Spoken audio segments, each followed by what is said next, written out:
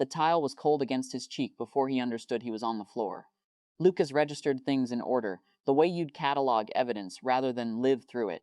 The particular blue-white of the bathroom light, the sound of his own breath scraping in through a windpipe that felt narrowed to a straw, his mother's voice somewhere above him saying his name like a complaint rather than a question. Lucas. Lucas, not now, as if his throat closing was an inconvenience scheduled at a bad time. He'd know later that his oxygen had dropped to 81%. In the moment, he only knew the ceiling was very far away and getting farther. 3 days earlier, a pharmacist had slid his allergy prescription across the counter and said, mostly to make conversation, "Good thing you called in for the early refill, cutting it close otherwise." Lucas hadn't called in for a refill. He remembered thinking that clearly the way you notice a door left open a crack. And then he'd paid, and left and let the thought dissolve, because noticing things and trusting what he noticed had never been the same skill in his family. He'd spent 30 years being told his reactions were sensitive, his throat-closing spells probably just stress. A retail worker's small confusion didn't feel like enough to build a suspicion on, so he hadn't. The morning of the will reading, Daniel brought him water without being asked. That should have been the first real signal.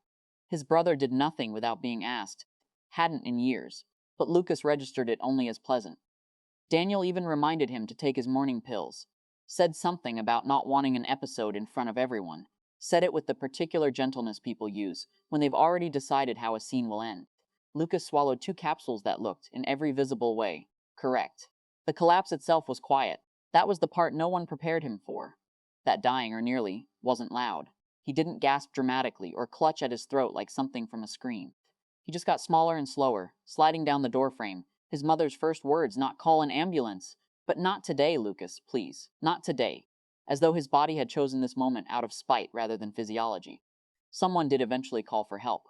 He never found out who. In the hospital corridor, a nurse mentioned the talk screen the way you'd mention traffic. Flat, procedural, not expecting a reaction. Elevated sedative levels. Inconsistent with your prescribed allergy medication.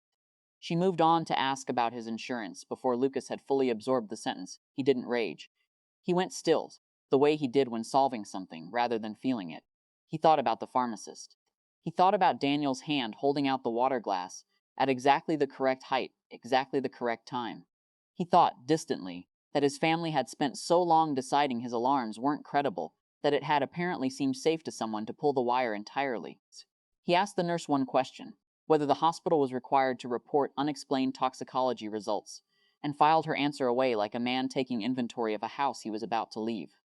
The lawyer's office smelled like coffee that had gone bitter from sitting too long. His parents arrived composed, already wearing the practiced faces of people, prepared to discuss Lucas's anxiety episode, in hushed, regretful tones, as if he weren't in the room. Daniel sat with his ankle crossed over his knee, unbothered, checking his phone once before the reading began. The will itself held few surprises until it didn't.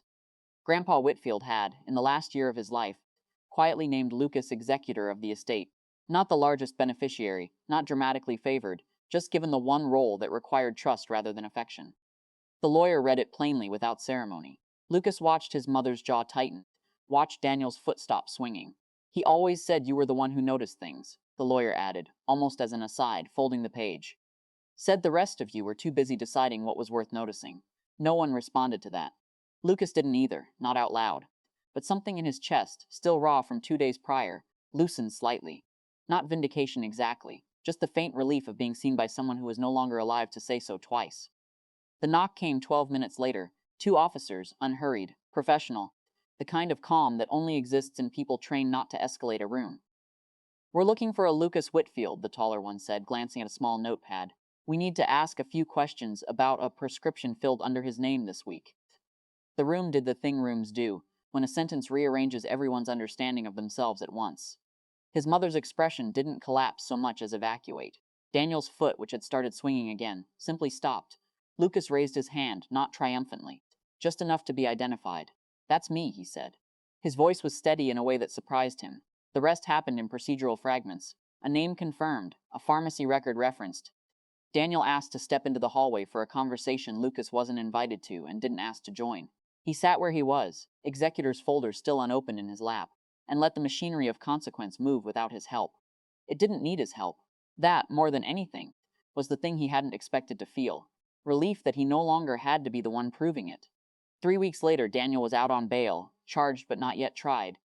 The family group chat gone quiet in the specific way. Families go quiet when they're deciding who to blame for the silence. Lucas hadn't spoken to his parents since the office. He didn't feel like celebrating. There was no version of this where feeling triumphant made sense. His own brother had gambled with the muscles in his throat, and no verdict would undo that particular knowledge sitting now permanently at the base of his trust in people. Daniel texted once. I never meant for it to go that far.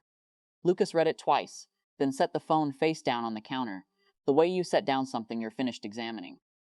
He didn't answer. He still checked his prescriptions twice now, counted his pills before swallowing them, a habit he assumed might never fully leave. Grandpa's estate work kept him occupied in a distant administrative way, signing forms, meeting with the same lawyer, learning slowly what it meant to be the one people trusted instead of the one people managed.